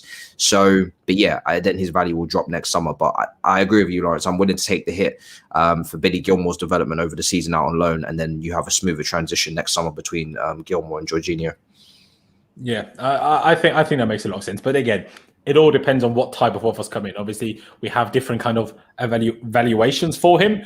But I think if someone comes out with 35, I'm like, I probably still keep him, even though I think maybe that's not you. You've made some, especially the age didn't. I was like, well, he's played more, but yeah. Anyways, for me, it's like that's still worth keeping. But if someone comes in with 45, 50, then I'm like, well, as much as it's probably better for us to keep, it's just silly not to agree to that type of offer, if that makes sense. Before we get to the defenders, I quickly want to mention, I suppose, or talk about two of the loanees, or, if Alex or any of the chat or Matisse has any youth players to add in those areas as well. I think we probably quickly need to touch on both Conor Gallagher and Ruben Loftus-Cheek for next season. I know they're not necessarily the same position as Billy Gilmour and Jorginho, but midfield regardless. And it's a tough one for those two, isn't it? Like, people know I love Ruben. He's my favorite player. I know he's not at the club, but if he was at the club, he would be my favorite player and has been since he's like 16. He played a lot, which is good, and stayed fit, which is good. But in terms of output, it wasn't that great, especially considering he played part of a kind of similar to us, a 3-4-3 front two type thing, a front three wide area type thing quite a few times, and got one goal. That's not great, is it? And Conor Gallagher, of course, had a fantastic season at West Brom, but do we have the space to bring either of them back at the moment? How do you see that, Alex? Let me go with you. No, okay. No, go on, Matisse. I was going to be quite cutthroat because I'm going to be very quick with this. I think Ruben Loftus-Cheek, if we're being serious here, has not done anywhere near enough to get back into this team. This team just won the Champions League, and the midfield was a big part of that with Kante, Jorginho, Mason Mount, and Kovacic. We know his quality as well, and he's definitely not above him in the pecking order. So for me, you need to sell Loftus-Cheek. Probably not for much, but stick a buyback on it if you wish, and that's the security you can do with that deal. Sell him, stick a buyback. So then if you do see him have a great season in a year or two time, then you can bring him back if you wish. But right now, he just needs to be sold, and he needs to be playing week in, week out at a club of his level currently. And even if he comes back to Chelsea, he's not going to be playing week in, week out. And I don't think that's best for him at his current age. Gallagher simply just needs another loan in the Premier League as well. No space for him. Really good season from him, but not enough to be kicking doors down again in a midfield that is highly competitive, and a midfield that we've already said we need to bring in a DM as well. And I'm guessing a starting level DM that's going to strike some serious competition into the squad. So as good as Gallagher's been, I've seen the likes of Daniel Sturridge rip it up at Bolton. I've seen Lukaku rip it up at West Brom and still not get into this team. That's the level that we're talking about here. So obviously previous teams I'm talking about. So his loan wasn't outstanding enough for him to be walking into this midfield, or even for me, even competing with the amount of numbers. This is a position where we've got a lot of numbers. So he needs another loan for me as well. I think if you're, obviously you say stick to the position. I think if Tuchel is even contemplating a somewhat similar idea of what Frank had with a proper 6 and 2 8s, I think then we don't have anyone near enough players. Unless Tuchel goes back to seeing Kai Havertz as that. If you have that, in my opinion, the only real 8 we have is Mason Mount. I don't even think Kovacic is enough of an 8, but fair enough, Kovacic, all right. But then you have 2 for 2 positions. And that's when I think the likes of Ruben and Gallagher, and I suppose Ross Barkley, but obviously, hopefully we can get rid of him. Then we don't have enough 8s, in my opinion. Yeah, maybe Ziyech is then an option. I don't know. There's no way Barkley can come back into this squad if we're serious. No. About this team next season, he needs to be gone regardless. Throw Barkley in a deal for Rice. If Moyes rates Barkley at all, like I'll take £5 million off of Rice's deal for Barkley. Yeah, there you go. No, but I mean, I'll take it over to you, Alex. By the way, Barkley is still going out at night, apparently, and getting absolutely hammered. I'm sure you guys saw that like a week ago or two. I mean, this guy's not a serious footballer. Like, he's not taking his profession seriously. Sorry, right. I don't know why that just sprung into me, but I really just lose respect for players who kind of have 1 foot in and 1 foot out of their career. You're not Chelsea quality, bro, especially in the head. No, not at all. That's exactly it. Physically, technically, he might be there, but footballing brain and maybe even outside of football brain at times is not it. But how do you see it for Ruben Loftus-Cheek and Conor Gallagher, Alex? Yeah, Ruben, it just breaks my heart, man. I mean, I still don't know what to think about what Tuchel truly thinks about him, because he spoke well on Ruben when we were about to play Fulham, but that's very convenient, right? I mean, first of all, Ruben couldn't even play us because you're ineligible when you're a loanee facing your parent club. Yeah. And, it was just obvious that he was asked about Ruben, and he's not going to say anything negative about Ruben. So I can't really take a lot of that seriously. And I guess maybe there's been some reports recently that Ruben at least wants to try back at Chelsea, which is great. Like, absolutely. I love that Ruben isn't giving up. But if I'm being cutthroat, I'm listening to offers, anything fair. If anybody's just kind of like, hey, we think Ruben, after a year of being durable, which still is the biggest win of all, right? We can be really disappointed about how it went for him at Fulham on the pitch, but there was no real injury that I'm aware of, at least. There was no big injury. So he has put together a bit more durability. So some team is like, hey, you know what? Like, we're clearly a level below Chelsea, and we can give Ruben kind of the freedom to find it on the pitch. Then I'm listening to offers. I'm also up for another loan. Like, I'm never just going to say so easily, sell Ruben Loftus-Cheek, because my heart just won't really allow me to say that so free-flowing. But saying keep, that's tough, man. That's tough, because I don't know if that would end up being the best for Chelsea or Ruben. I don't. But, if he got preseason and he really impressed Tuchel, then I can be swayed on it for sure. Like, I'm sure if Tuchel said to me, hey, Alex, Ruben, which he never would, but hey, Alex, Ruben looked really good in preseason. I actually think he can be a useful player to have in the squad. I, of course, would be like, okay, Tom, sounds good, buddy. Yeah, exactly. But, if I'm being a bit more cutthroat, I'm not thinking about him in this team next season. I'm not. And like I said, I mean, I am emotionally getting prepared to maybe even see a tweet saying he has been sold, but I'm certainly not like rooting for that. But yeah, I'm not thinking about him in the team next season. I agree that probably Conor Gallagher should get another loan, absolutely. But I'm at least entertaining him being actually a squad player. And I'll say it because Gallagher is someone who can really round out a midfield. Like, we've been talking about, oh, you want 5 midfielders and maybe you have 4, like, for certain decided. It almost could be a situation where Billy goes and gets his first loan. Gallagher, after a nice loan season this year, and then, man, my memory is shot, but he had half a season? No, he's had 2 seasons in a row now. He was good at Charlton. Charlton was horrible. And Swansea, didn't he? Yeah, which I've always said is so hard to do, right? Like, he left Charlton, who were awful, mid-season, the season before. He was great at Charlton. Then he goes to Swansea. He was great at Swansea. And then this year goes to the Premier League. And obviously, they stopped playing football, at least except for against us. But they stopped playing football when Big Sam took over. But first half of the season, he was fantastic. And, still overall, he's one of their best players. And he was, I would say, a success, like at least a thumbs up in the Premier League. So, I can almost envision, he won that player of the season, did he not? Young player this season for West Brom. Yeah, I don't think he won player this season. I think that was like maybe Callum Robinson. I don't know. I'm making up things. That's a total lie. But I think he got young player this season. Anyway, I almost could see a situation where, like, Billy, you go get your loan. Connor's had 2. And because he's versatile within the midfield and, he does fit the tenacious, intense profile that Tuchel really likes, I'm not completely ruling out keeping him, but I'm not promoting it. I'm not pushing for it. And I'm totally open for another loan, like another Premier League team that maybe is a little bit better than West Brom was, So I just am not as close to Matisse, where Matisse is just like, yeah, another loan. Because I do think Gallagher, being such a well-rounded midfielder, is not the worst guy to round out a midfield group. And I'll just keep saying it. I know there'll be people on Twitter who will be like, look at Academy Alex, just always thinking all these Academy boys are going to be stars. Like, listen to what I'm saying. I'm not saying that. I'm saying that Gallagher would be a really useful player potentially to have in your squad. Like, he's absolutely a nice player. He's a good player. He's got good technical ability. He's good in the tackle. Like, for the first half of the season, he was up in the top 10 for tackles plus interceptions. He's obviously a guy who can score a goal as well. And he's tenacious. He's intense. He fits what Tuchel likes. So I think Tuchel would really like him. But I'm not campaigning for it. So with Ruben, sell or loan. And with Connor, keeper loan. Fair. For me, and just to round this midfield out, for me, Ruben is almost what it would be ideal if that was Tammy. I think Ruben has said plenty of times he only really cares about making it at Chelsea.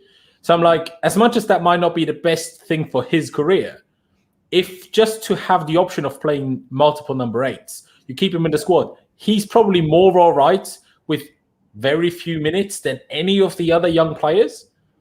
And just to keep him around for that reason, just in case of serious injuries, just in case. And is he as good as he was under Sarri? No. Will he ever be that in it anymore? Who knows? I fear not. But is he good enough to be around, and rather that than having to throw in some 16-year-olds or having to play, I don't know, Kepa in midfield? Do you know what I mean? Like, I don't know. That's the only way I'd entertain it. But we need to move on because we do need to wrap this up in a little bit. Let's get to the left backs quickly. And I do want to throw in, alongside obviously Alonso and Emerson, I do almost want to throw Ian Martin into that conversation, because people talk about Emerson seems to be the most likely to be going out. And there's a few indications to me that I kind of agree with Matisse of sticking to formation. The fact that we're interested in Hakimi, interested in Adama Traore, just selling Emerson rather than Alonso. This to me all says we're playing wing back still. But in total honesty, do I trust Alonso or Emerson if Chilwell picks up an injury? No, not at all. So personally, I would rather get rid of both of them and then think about, do we sign a left back? Obviously, we want to sign a lot of players, so that's maybe unlikely. But is Ian Martin then a shout, or is it for you a clear just keep Alonso, get rid of Emerson, and we're fine for a season? How do you see that, Matisse? You need to sell both, in my opinion. Not a fan. I'm just not a fan of. I'm not going to change my mind on this. I'm not a fan of Alonso in general play. I'm not a fan of him not having a lot of pace. I'm not a fan of many things. Yes, he scores goals, and he's a great out ball if you want to clear it and you can win a header. But just from a consistent standpoint in terms of performance, he's just not reliable for me, and it's just not something I want to see. I'm kind of done with it. And same with Emerson. He just screams want to go back to Italy now and do his thing and be a regular starter. He's not really a left wing back by trade anyway. So yeah, for me, you'd bring in a new left wing back. Ian Martin is not ready. He was, I think, in League One with Charlton. That's not a high enough level to then me jumping up to backup Premier League level at all. Especially if Chris Chilwell was to pick up an injury, I definitely would have won him a second choice. And he's also not even the right profile for me either. He's very young. I would prefer second choice to be more experienced. Not that they know they're a backup, but at least be, yes, keeping the Chilwell on his toes, but at least. Are you basically saying Ryan Bertrand? Someone of that ilk. I don't know if Ryan Bertrand's a left wing back. I don't know if So he's a left. Van Aanholt. I'd say Van Aanholt is more of a left wing back than Ryan Bertrand from what I've seen. Ryan Bertrand played left mid in a Champions League final. He did, but that was the most negative that was the most negative move I've ever seen. Basically a double left back with Ashley Cole to do a Ryan Robben. So yeah, I think I would like a true left wing back because we know Chilwell's by trade a left back. So I would like a true left wing back who's a bit more experienced. And yeah, it's just a solid footballer in general play and just a better player in general. So yeah. I would personally probably agree. Alex, what about you? Yeah, I mean, Matisse knows my thoughts on the whole Bertrand Van Aanholt thing. I also would get rid of Alonso and Emerson if there are any decent offers at all, like at all. And with Bertrand and Van Aanholt, I'm not saying get both, but with Bertrand and Van Aanholt, you got two players that have definitely experienced the Premier League that would be coming in knowing that the expectation is not for them to start ahead of Ben Chilwell, which I think is important. Like, I do think you need to have backups who know their role, who obviously want to play more, but still know their role and would, be okay with being more of a backup to a young, nice player like Ben Chilwell. So, I mean, I really like the idea of maybe if you think you're going to play back four more, maybe Bertrand's the more appropriate one, and maybe Van Aanholt is a bit more appropriate if it's left wing back. But I'm not too married. Also a free agent.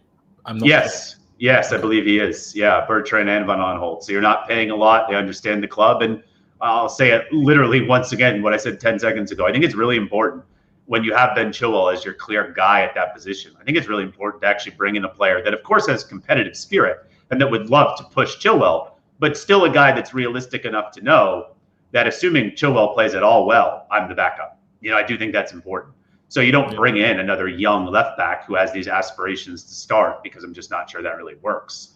So, yeah, I mean, like I said to Matisse the other day, until someone can give me a more appropriate and realistic shout than a Bertrand or a Van Aanholt, then I'm going with one of those guys, to be honest. And I'm definitely saying thank you for your service, Alonso. Thank you for your service, Emerson.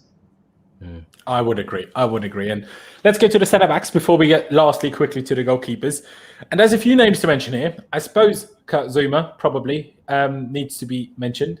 But then you also have to think about Mark Way, who, of course, has had a brilliant loan season at Swansea. In my opinion, probably needs a Prem loan before we can talk about him in the first team. But still had a brilliant loan season in the Championship for Swansea. And I suppose Ethan Ampadu, who played a lot of games, which was great for him, unlike his RB Leipzig loan, which was a big L for everybody involved. But also got relegated, I don't know, earlier than pretty much anybody else has ever gotten relegated. So also, is Ampadu even a centre-back? In a back three, sure. Is he a centre-back in a back two? Maybe not. I don't know. They're all, I don't know. I want a centre-back, whoever that ends up being. Varane, depending on how much it costs, is probably the most logical option, in my opinion, because, well, all the really, really good ones are not available, and then he's probably that next ilk if he doesn't cost too much. And then we probably do need to get rid of one, especially if we do at least, not every week, play three at the back, if that makes sense. But that makes it even more difficult to even consider someone like Gueye and Ampadu. Let me go with you first this time, Alex. What's your opinion on the whole centre-back situation, those three mentioned, I suppose? So Mark Gueye, Ethan Ampadu, and who are we throwing in? Zouma? Yeah. So in an ideal world, I'll say it pretty quickly. I love Zouma, but similar to Jorginho, even though Zouma is a few years younger, he's a great player to have in and around the team. Absolutely. No doubt about it. Love Kurt Happy Zouma. But I do wonder if he could be, and then you could also use the same logic that I used for Ziyech. I do wonder if Zouma, because of who our manager is now, could be more useful somewhere else, if he could be of more value to some other team that definitely is playing a back four, right? So because I'm keeping Silva, I'm keeping Rudiger, I'm keeping Christensen, I'm obviously keeping Aspi and Reece, who play in a back three as center backs. I'm definitely listening to offers on Zouma. And if you get a decent one, like Chelsea were receiving last summer, I'm probably taking it. And that one hurts me as well because I like him. And I think he's a good player, even if he's not a starter, to have in and around the team. So it's not easy for me to get rid of players that aren't nailed on starters, but are good to have in the dressing room. Like, those players are really invaluable. But I am probably selling Zouma. I'm loaning Ampadu again. Come on, we need more continuity. We need more continuity from him. We need more consistency. We need more of a set position at this point. Like, I know that he's a versatile player, but I'm done seeing how many different positions he can play. I'm done with it. Like, he wasn't even playing. He wasn't even playing DM this year for Sheffield United when he was playing midfield. They play such a weird formation. He was actually playing more of a CM. Like, he wasn't even really a holding midfielder. So we had all these people, and Matisse was one of them. We had all these people every time I mentioned Rice, and they would say Ampadu, acting like I don't like Ampadu. And I'm trying to say he's not even playing the role that you're saying that he should play over Rice. Like, he's not even playing that role. And he's really just never had real, consistent adult football. So, the midfield thing, Sheffield United stopped with that anyway, and then they put him at center back. And I wasn't surprised that he looked pretty good as a center back in the back three. But then, I don't know, last quarter of this season, I was never seeing him in the team anymore. So once again, he's just got to go out on a loan. I like the kid. I think he has a lot of potential. But, man, some of it's been bad luck. It's just been a really bumpy ride for him. So got to get another loan. And then if I'm selling Zouma, I think most people who listen to my content know I'm just promoting Mark Guehi. And he's now my center back to go with Silva, Christensen, and Rudiger. For so many reasons. I think that, he's had his loan now, a year and a half. Reece had his loan in the championship. Mason had his loan in the championship. I know Mason had another one at Vitesse, but Reece had one season in the championship and then came on in. And I think he can do that with Chelsea. Absolutely. He's got the talent. He's got the makeup. He's a sponge. I want him to be around Thiago Silva. I really want him to be around Thiago Silva.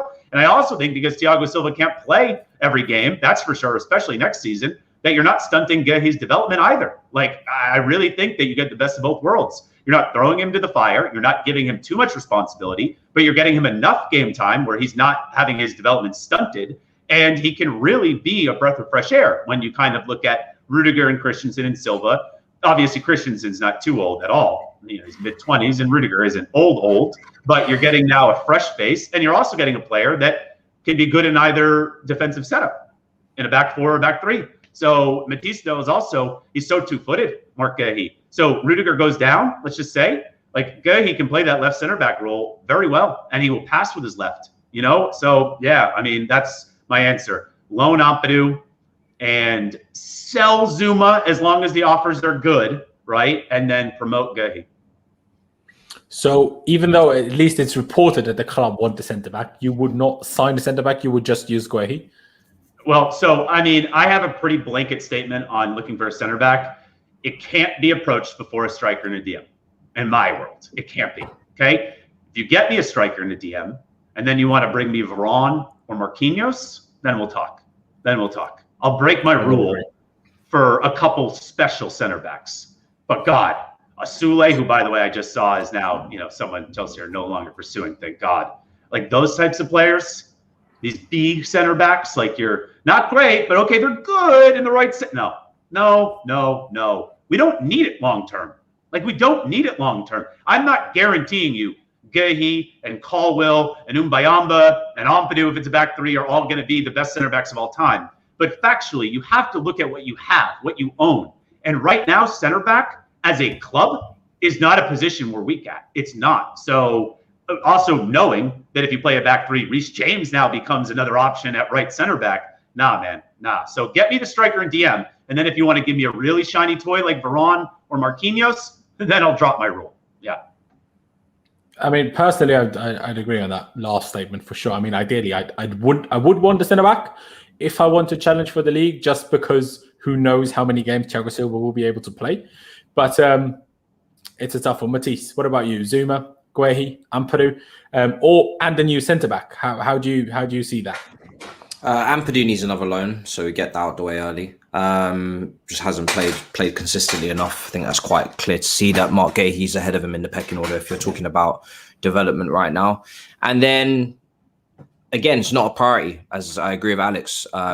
Striker, DM, and I'd say even this current system, right wing back is probably even more of a priority right now for me than centre back, which is going to throw a lot of people maybe left. But that's the way I see it. I think if you had to give me an option of bringing in a world class right wing back, so our chance creation at the top end of the pitch is more cutthroat, like a Hakimi, I'm probably going to take that over a world class centre back. Now, I like Tino Livramento a lot, so it has to be a world-class right wing-back, not just a Traore, who I really don't want at all, because I don't think his end product is clear-cut enough. I think he's quite raw. Great athletically, but decision-making... He has no end product. Yeah, his end product is shocking. It's atrocious. It's just Adama Traore makes Timo Werner's finishing look great. Yeah, and with what I've seen this season, would have his best chance of scoring if he just put the ball in between his legs, right? And he just ran with it, because no one can actually, break up physically those legs. catch him. Yeah. So I don't want him, because I'm looking for our attack to be a lot more clinical and cutthroat and decisive, and that's the wing backs are part of that. I'm not if I'm changing formation now. Centre back is maybe you say to me we need a Marquinhos, or a Marquinhos or a Varane. Marquinhos, by the way, is my first and dream choice. Then I'd break the rule. After the striker and DM, I'll break the rule for a Marquinhos. If you're telling me we're bringing in a Marquinhos type player, then fantastic. But not someone a level below that, then I'm not interested. It has to be someone that's world class. But right now, I don't think we need to spend on a centre back in terms of priorities. It's not even. It's probably fourth priority for me, because I know you obviously want to stick to the formation, but would you still stick by that opinion if we change to back four? My stance on it would be a lot weaker, because I don't know what Christensen and Rudiger are going to give me in a back four. So I would definitely be more interested in a centre back if we switch to a back four, because then Zuma's stock suddenly goes up a little bit in a back four, to be honest, in comparison to a back three. But I really don't want to change formation. I've said that a lot this week, last week, when people have been, talking about these reports. I think even the up and coming centre backs suit a back three. Mark Gahey suits a back three. Ampadu suits a back three. So I don't get why we would fix something that's not broken. Thiago Silva's age suits a back three. So I'd keep the back three. Listen to offers on Zouma as well, because I think on the ball, in terms of possession-wise, he's by far the weakest centre-back that we have. And I like his aerial dominance, so I'm not pushing to sell him. I just think if a big offer comes in, you take it. But it is good to have variety of centre-back at your club as well. And you know that if you do switch to a back four, he can come in. If you do need goals from set pieces or recovery defender with a bit of pace and a high line, you've got that as well. And then, you promote Mark Gahey if there's space. If there's not space, then don't waste his time chilling on the bench with absolutely no minutes. Then give him another loan in the Premier League, and let him flourish, because I think he will do very well in the Premier League on a loan as well. I just quickly, I don't know how YouTube works. I'm going to respectfully just respond to one of these comments. Someone saying, this is a joke. Gahey better than Zouma because he had a good championship loan? That's a joke. Nobody said that. Nobody said that. Nobody said that. But with Zouma... You're getting Can I use the Tammy example? Because I think the Tammy example is so appropriate here. Zuma's worth 35 to 40 million. So is Tammy. So do you have Zouma or Tammy at the deep depths of your squad not getting many minutes when you've got Reece, who I really want to see at right side centre back even more than we saw this season, and Aspie deputising him potentially? You got Thiago Silva, Christensen, and Rudiger. So do you want to have Zouma as your, how many people is that? 5 people as your 6th choice centre-back for 35 to 40 million? Or do you want to have Mark Gahey as your 6th choice in terms of just financially what makes more sense? It's the same example I use with Tammy. Yeah, people just need to know. It's about structuring your squad in a wise manner. All players are not created equal, even if you're just comparing them obviously as players, but especially when you dive into their age, how much they're paid. Do we pay amortization on them versus do we not? Do we not? So, Mark Gahey is better than squad filler. I think he's going to be a great center back for this club. I think Mark Gahey is going to be an absolute stud. But he also could be used as squad filler. Now, hopefully, he can still get game time. That's my kind of deal breaker. If he can't get game time, then he shouldn't just be squad filler. But I'm going to say this one more time, because Matisse, I know, and I'm sure Laurenz, you probably remember you saying this. Before we even got the transfer ban, I would cry out to use youth. And people just thought it's because I have a youth obsession and I just think all the youth players are just the best players ever. There's a business aspect to using the youth. If the players are all good enough to be in the setup, they allow you, if you use them, if you put them in the squad, they allow you to then go and buy the big name players. But the more Michy Batshuayis and the more Alonsos and the more Emersons you have in the squad, who obviously aren't amazing, and you're still paying way too much weekly, they prevent you from going to get the Haalands, from going to get the Lukakus. They're the ones preventing you from it. It's not Mark Gahey. It's not Conor Gallagher. It's not those guys. They actually allow it. They make it possible. Mason Mount right now is one of the biggest steals in all of football. First of all, his weekly contract is like towards the bottom of the team because he got his contract obviously when he was going into his first season with the first team. And also there's no amortization. Amount allows you to buy a Kai Havertz, like deep it like that. So, my God. I've just recouped about 100+ million in sales in my head from Zouma, Tammy Abraham, who, by the way, was free. So we built him up to this point where we can sell him for 35 to 40 million, again, from the youth academy. And Alonso and Emerson. I've built up about nearly 100 million in terms of revenue there. Now, when you're talking about the differences in terms of buying a Haaland, we're 20 million short. Sancho, 20 million short. Hakimi, 20 million short.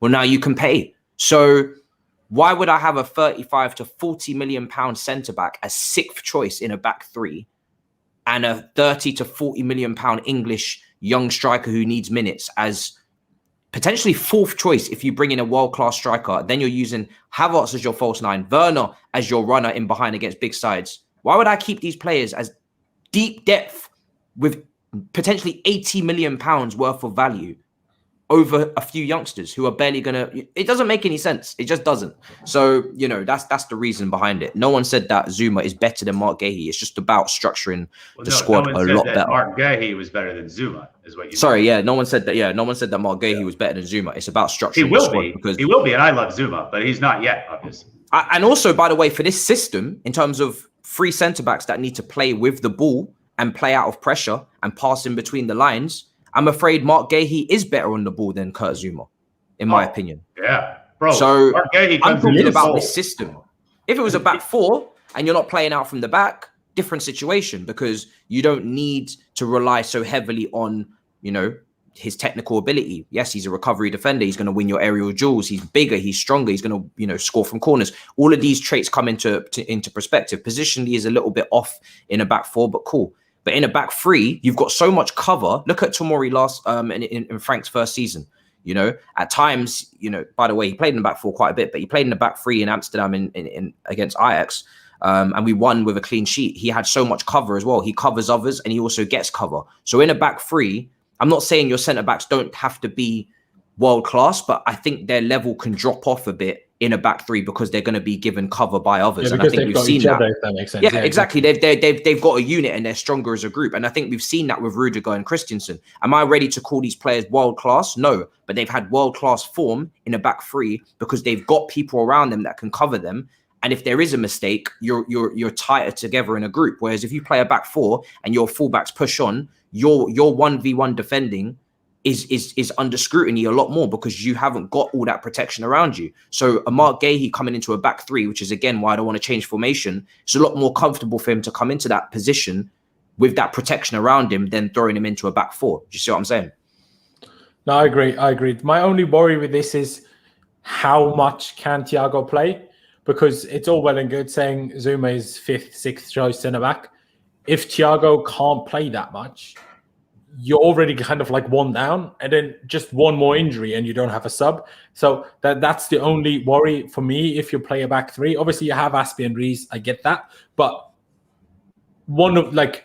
we will only sign one wing back at the max, right? So unless Hudson-Odoi is the next one, you will still need Rees out there as well.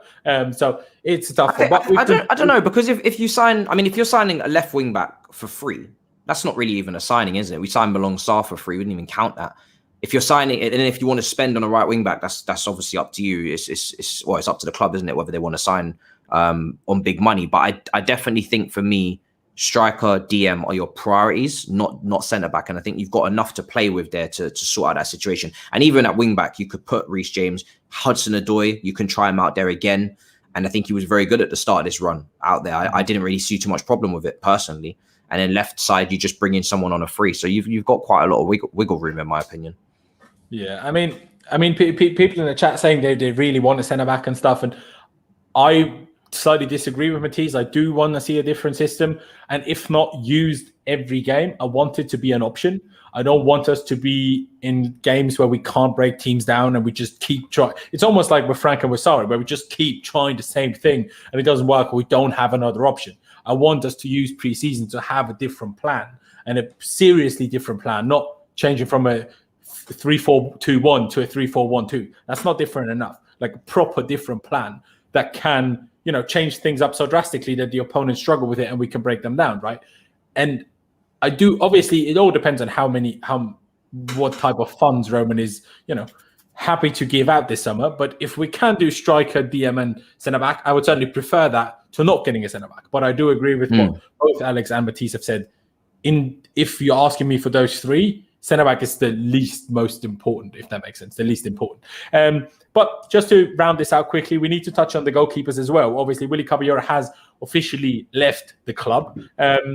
Obviously, after 4 years at the club and done a good job, hasn't played a single minute of football since, I think, September or whenever Mendy made his debut. Since then, Caballero hasn't got minutes. But obviously, we all kind of want to sell Kepa because obviously he's on the bench. He will be on the bench while Mendy is here. And we spent 70 odd million on the guy and he's on a 7-year contract on quite big wages. So we want to sell him. Yeah. But then, not at Kepa specifically, but at the money that you mentioned. Yeah. Yeah, no, it's crazy. But we got rid of Caballero. If we want to get rid of Kepa, we do need to sign a goalkeeper. So obviously we're not going to sign an expensive goalkeeper, but we do still need to be very careful of, let's just sell Kepa when we don't have a valid option to be Mendy's backup. Because I don't want... Caballero did okay, sure, but I want a backup who I'm more comfortable with. And mind you, Mendy is going to be gone for 6 weeks next season to the African Cup of Nations. So for 6 weeks. Well, isn't that? I think it's 6 maximum if they were to win it. Right. Yeah. But don't they have 2 weeks preparation as well, where he's also not with us? That's what I'm including, kind of. It's a month tournament plus 2 weeks before. So they're probably gone for at least 3 to 4 weeks, right? And that's in January, February time. So big, important part of the season. So we need a very, very capable, backup goalkeeper, not like a Ben Foster. As much as he's great and, marketing wise, he'd be brilliant with his YouTube channel for the football club. But man's a bit old to be our starting goalkeeper. For a younger Ben Foster would be perfect. A younger one. No, I agree. But yeah, go on. No, let me go with Alex first this time. Let me go with Alex first this time. Sorry, man. But if you're going to say sell Kepa, which I presume you are, do you have someone in mind who you would want at goalkeeper? No, not really. I keep seeing these shouts, even from I think your co-host, pretty much PYS, of Areola, and obviously he was for Fulham, who got relegated. I don't know his details, but it's not a horrible shout because that's someone who definitely can start for some clubs that are on our radar, not our level. But I don't know. Could someone argue that getting Areola now as a backup would feel a little bit like, Matisse, you were saying this yesterday, when we got Begovic at the time? Now, obviously, I don't mean to insult him as he is my co-host, but now obviously Begovic is just a little bit too past it to be in the mix there for a backup. But when we got Begovic, he obviously was probably an above average backup goalkeeper. So would Areola be considered an above average backup goalkeeper? Probably. So I'm not really going to sink my teeth into him specifically, but someone like that, I mean, it's just so important that you don't have a clear backup keeper on such ridiculous wages. So, hey, if Kepa was on a different contract, I would just say keep Kepa. You know what I mean? Like if Kepa was on this classic backup keeper contract, I'd say keep Kepa because he seems to be totally happy with it, except not playing for Spain. Right. And he still is of the age where he's going to have ambitions to be a more prominent player in a team. It worked this season, but I don't think he'd be down with it for too much longer. So, yeah, I mean, once again, I am just open to having someone who's solid, who's not spectacular, who's solid, who's not on ridiculous wages. Now I'm really sounding like a dreamer because this is, it's easy to say, but it's hard to find, right? But I also would just love someone who's a nice presence in the dressing room because ideally I'd like to use that third keeper spot for an academy player. Not that I have an academy player. Jamie Cummings back, or do you think someone younger? You could, and you know what? A name is slipping my mind in the academy of who could be ready for that third spot where he would still play development squad games, but he also could be the third string. So I guess I'm not giving you a name here, but I'm just saying like someone where it could be a dual purpose, where they're there technically for you, but they can still play in other games and they're obviously not costing you anything to have in the squad. Now, when you have Kepa as the backup keeper, it made sense to have Caballero as the third because, I'm not insulting Kepa and what he brings intangible wise, but it feels like that's not why Kepa's in that spot. We know why Kepa's in this spot. We thought he was the number one, and he turned out not to be. So ideally, I'd like to get all in one with your backup keeper, where you have someone solid, not on ridiculous wages, and a good personality. So like I said, if Ben Foster was younger, and now I think he's at 38, and don't quote me on that, but he's really up there. But I even would take like a 33-year-old Ben Foster. He's been a solid keeper for a good, long while, honestly. But now you're really getting risky with having Ben Foster at that age. He's not even starter for Watford anymore. An Austrian actually is the goalkeeping starter. Did he lose that spot? So yeah, I'll say a younger Ben Foster, I'm down for it. I don't hate the Areola shout. I don't. But, I've been so focused on, obviously, striker and DM and, the really big positions that I haven't dove into goalkeeper, positions. I think Jan Sommer, would he be down to be a backup for Chelsea? Probably I don't know. Yeah. Probably not, yeah. It's weird, though, Areola. I'm not sure if everybody is aware of this, but Christophe Lolish, obviously, the guy that recommended Mendy to... Oh, that's right. He likes Areola, right? He wanted Areola when we signed Kepa. Which would be like he wanted us to sign Areola as this. I remember that. For, which is interesting if we got him now. Areola is obviously getting him from Fulham would be all right, but you mentioned aspirations there. The man's had a weird career. PSG backup, Real Madrid backup. Out of nowhere, he's at Fulham, gets relegated, and then I'm not sure. I think he really wants to keep playing somewhere. So I'm not sure that's about adoption. Pice in the comment also mentioned Sam Johnston, obviously from Sheffield United. Maybe very young. But maybe. He just started today for England, I believe. But anyway, I'm talking completely out of my rear end right now. But if Donnarumma went to PSG, which is possible, would Keylor Navas be an option for a backup for us? I don't know. I feel like Keylor Navas is getting up there in age, but he's still playing at a decent level. I have no idea. Man's on smoke when he hears the Champions League anthem. I have no idea what his situation is right now, contract-wise. Like, I'm literally being a kid when you're playing FIFA and I'm just throwing out names. But I'm just saying, Donnarumma, he's not staying at Milan. And I'm not pushing for Donnarumma to sign for Chelsea because it's not your classic free. He's going to be on ridiculous wages, and Mendy was amazing. So I'm not really looking to replace Mendy, obviously. But if Donnarumma went to PSG, I don't know, Keylor Navas would be a really nice backup to Mendy. He would. Matisse, I did cut you off as you try to jump in there on the whole Kepa and your replacement options. I presume you would like to sell Kepa, but who would be your backup option? And also, actually, and I'll ask you that too, do you believe it's likely that we do sell Kepa, that we do get enough money so Marina is happy with it? Nope. I think the best option, obviously I'd love to sell him, but it's not going to happen. I think the best option is that you get a loan, maybe a loan fee, and much like Bakayoko, you drag them loans out year in, year out in La Liga, get some loan fees of 10 million each if you can, and just keep dragging it out until you get your money back, or he goes at the end of a loan with an option to buy or whatever. But yeah, you need a loan to bring his value back up, because at the moment it's still low. We've tried to bring it up as the season goes on with the FA Cup run, but it's not really going to do enough. So yeah, he needs to go. And then the backup goalkeeper, I'm not really worried, because we have Petr Cech in-house, who just selected a fantastic goalkeeper in Mendy, who no one knew about. So I thought you were going to say put Cech in goal. No, but I would trust with Petr Cech around that our scouting for goalkeeper would be fine. So I don't have a specific target, but I wouldn't be surprised if it's not anyone that we're thinking of in chat, and then suddenly Petr Cech just pulls off another masterstroke and brings in a backup goalkeeper that's of the level that we need. So yeah, I think Navas is definitely way too ambitious from Alex there, unfortunately, because I love Navas, and I think it's actually funny. I would have taken Navas for the Courtois deal instead, which is what I think we should have done in the first place when we was going after. We was doing that Courtois sale to Real Madrid. We should have take Navas back in return, put him as part of the deal.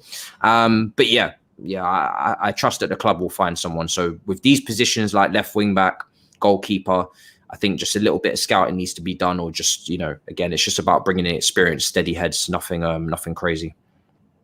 That is fair. And I think that is a good point to round it out here. I think we've covered a lot of players, a lot of, situations, different formations, possible same formations, what have you, players staying, players leaving, what have you. We covered it pretty much all today, which I massively appreciate both of you for, coming on for and doing with me. Of course, ladies and gentlemen, we still have 340 people watching, which I massively appreciate all of you guys for. If you haven't already, please be sure to subscribe on the road to 15,000 subscribers. So get subscribed if you haven't already. That'd be massively appreciated. Hit that big red subscribe button. Smash the like button as well. Let's get at least 200 likes, if not 250 right now, because we have a lot of people watching. So smash the like button. Become a member if you fancy it. Obviously, if you want to still use the super chat function, of course, you're very welcome to. Of course, check out Alex's The Byline podcast. Obviously, the link will be down in the description, as well as Matisse's YouTube channel at Mar, I suppose, M-A-H, which is just his initials. Check him out, subscribe.